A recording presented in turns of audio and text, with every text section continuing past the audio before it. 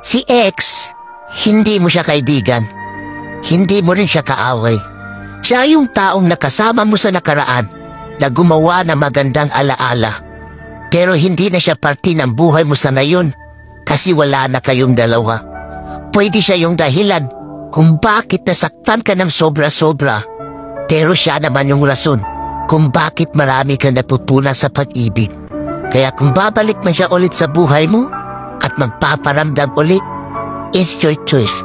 Kaya paano ka mabubuo ulit ang sarili mo kung tatanggapin mo yung tao na sumira ng pagkatao mo?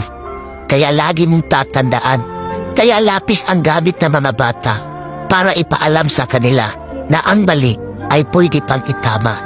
Kaya naman ballpen ang gamit natin para ipaalam sa atin na hindi na tayo bata, na para ulit-ulitin pa ang pagkakamali na hindi na natin kayang burahin.